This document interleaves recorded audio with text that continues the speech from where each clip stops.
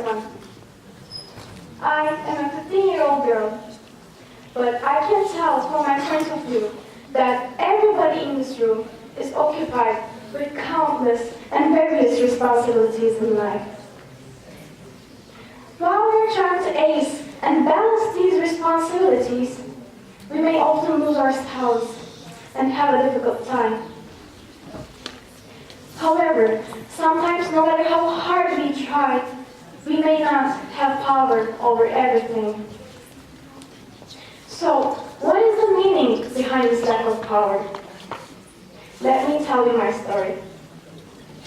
3 years ago, my mom and I were returning to Istanbul by plane from a serene holiday in France. The flight was going pretty much okay. We were enjoying our time 38,000 feet above the surface with a magnificent view. Until, out of the blue, the plane started to shake severely. Not so much time later, we got an announcement from the pilot stating that we were stuck in a serious type of turbulence which the control tower did not have any idea about. Not to confuse you, but I have been using planes as transportation since I was 3 months old, on average 4 times a year. And as you can expect, I am more experienced at traveling by plane than saying my ABC or differentiating my mom from my dad.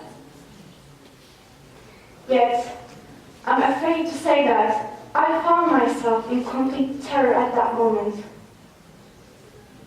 Suddenly, the screams of the children and the shouts of the rest of the passengers mixed with some of them praying out loud. The chaos filled my ears as I was trying to calm myself down. Doctors were called over the passengers who fainted. A hostess got injured as the luggage inside an overhead bin fell. And even a passenger had an epilepsy. And there I was, grabbing the armrest of my seat, eyes staring out of the window.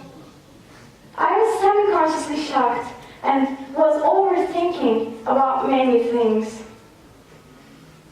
I couldn't stop the panic because I was stuck in my own thoughts just as the plane was stuck in the turbulence.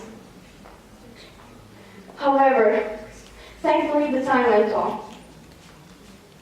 After we landed, I learned that the cockpit windshield was cracked and the turbulence made us fall 8,000 feet in total.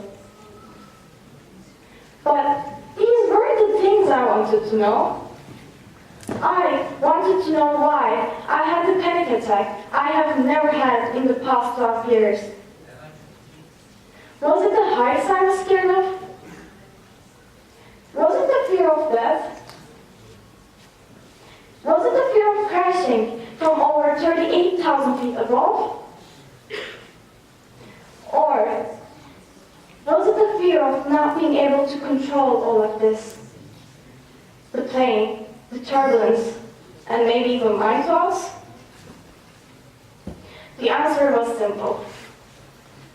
We cannot always manage the events which occur around us in our lives.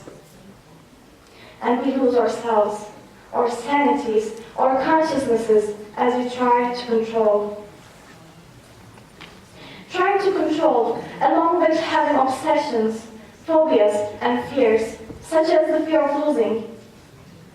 These are the factors which may affect our lives negatively.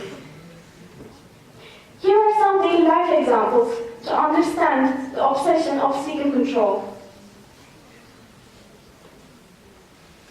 You may choose to stand next to the control panel when using the elevator. You may want to keep the TV controller in your hands, even if you're not using it. You may not feel comfortable in group works, which include equal work for the members.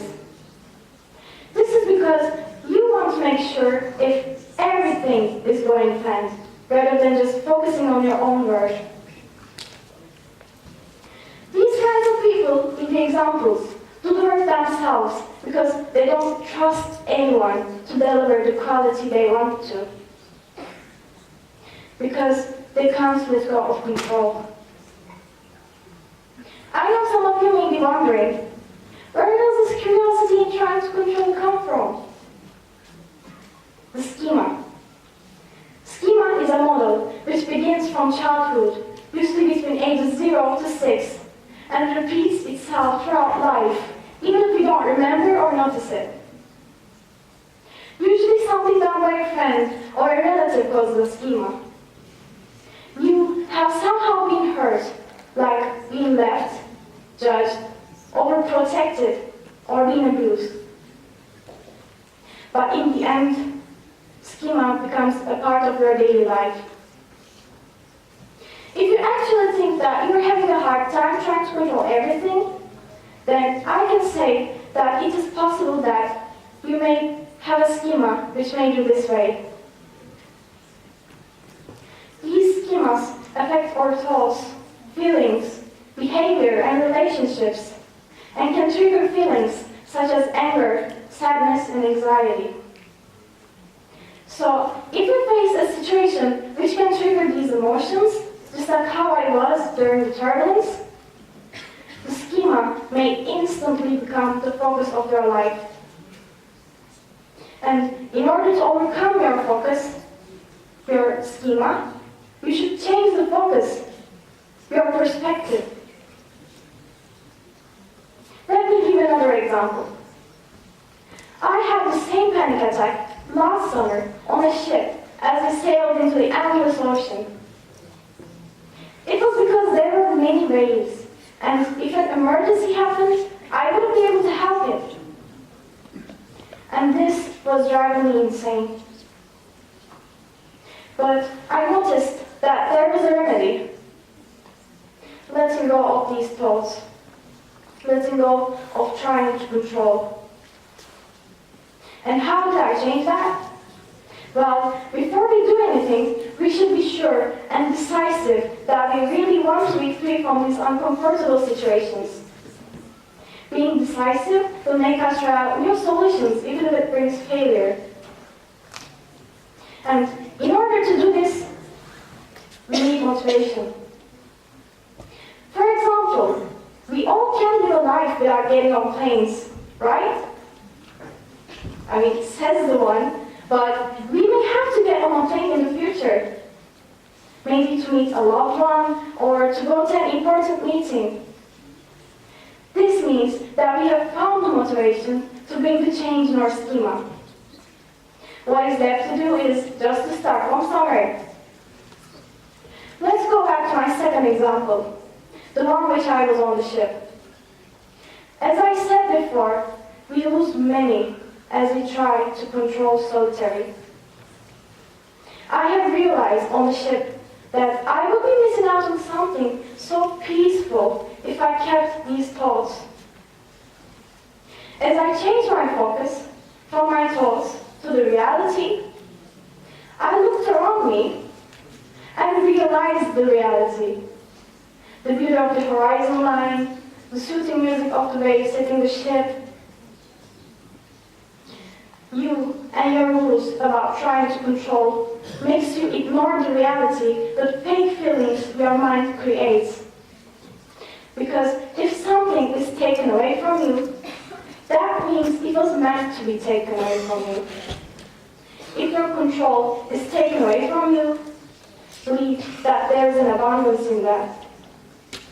Never take being in control for granted, because if control is power, letting go is bliss. Thank you.